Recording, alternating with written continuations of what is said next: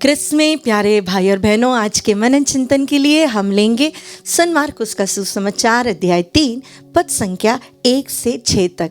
अगर आपके पास बाइबल हो तो कृपया अपना बाइबल खोले, हम साथ में मिलकर ये वचन पढ़े। ईसा फिर सभागृह गए। वहाँ एक मनुष्य था जिसका हाथ सूख गया था। वे इस बात की ताक में थे कि ईसा कहीं विश्राम के दिन उसे चंगा करे, और वे उन पर दोष लगाए। ईसा ने सूखे हाथ वाले से कहा, बीच में खड़े हो जाओ। तब ईसा ने उनसे पूछा, विश्राम के दिन भलाई करना उचित है या बुराई, जान बचाना या मार डालना? वे मौन रहे। उनके हृदय की कठोरता देखकर ईसा को दुख हुआ, और वह उन पर क्रोध भरी दृष्टि दौड़ाकर उस मनुष्य से बोले, अपना हाथ बढ़ाओ। उसने ऐसा किया और उसका हाथ अच्छा हो गया। इस पर फरीसी बाहर निकलकर तुरंत हेरोदियों के साथ ईसा के विरुद्ध परामर्श करने लगे कि हम किस तरह उनका सर्वनाश करें। प्यारे भाई और बहनों, आज एक सुंदर सी घटना, एक सभागृह में रविवार के दिन, साबत के दिन प्रभु यीशु वचन के लिए वहाँ पर गए थे, और वहाँ पर उन्होंने देखा एक व्यक्ति बीमार था।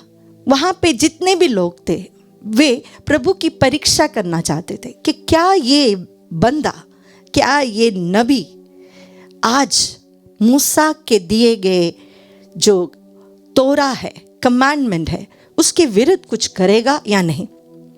उन्होंने यह नहीं सोचा कि हमारा एक भाई बीमार है और आज ईश्वर उसे चंगा करने वाला है। हमारे अंदर और हमारे समूह में भी ऐसे लोग बहुत हैं जो दूसरों की भलाई सहन नहीं कर पाते। उनको वो चीज़ अच्छी नहीं लगती। वो देखना चाहते हैं कि प्रभु ने उनके साथ कितना बुरा किया। वो देखना चाहते हैं कि वो लोग हमसे और अच्छा ना हो जाए। हमेशा क्रिटिसिज्म करने वाले, गॉसिप करने वाले, दूसरों की बुराई देखने के लिए, बोलने के लिए मौका ढूंढने वाले।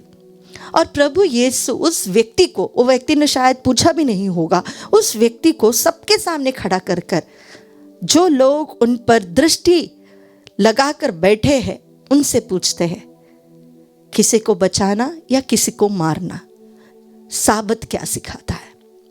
प्यारे भाई और बहनों, जब हमारे जीवन में हम प्रभु को देखें, प्रभु की दृष्टिकोण से देखें, तो हम बुराई करने में और अच्छाई करने में माहौल को देखते हैं। क्या हमारे बारे में लोग अच्छा बोलेंगे जब हम ऐसा करेंगे? तो क्या हमारी निंदा करेंगे लोग? प्रभु ने यह कुछ नहीं देखा।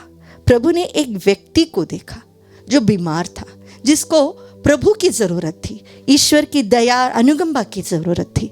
और प्रभु उससे कहता है, हाथ आगे बढ़ाओ, और वो व्यक्ति चंगा हो जाता है।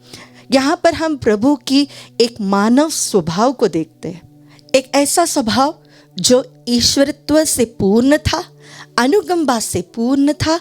एक व्यक्ति जो दुख झेल रहा है उसके साथ एम्पैथी करने के लिए तैयार था, उसके दुख दर्द को समझने के लिए, उससे बचाने के लिए वह तैयार था।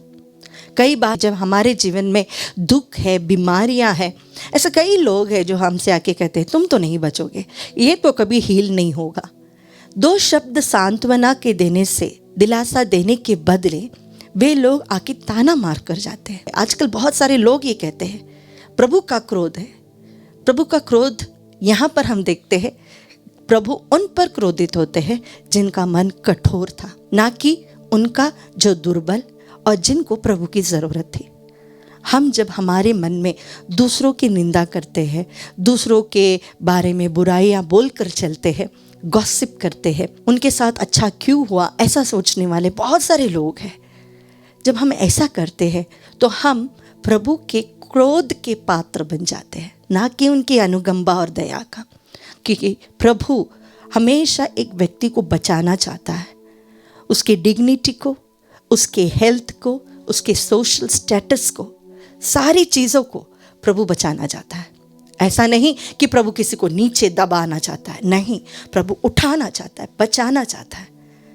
और जब हम ऐसा नहीं करते तो हम प्रभु से कोसों दूर है, कोसों दूर।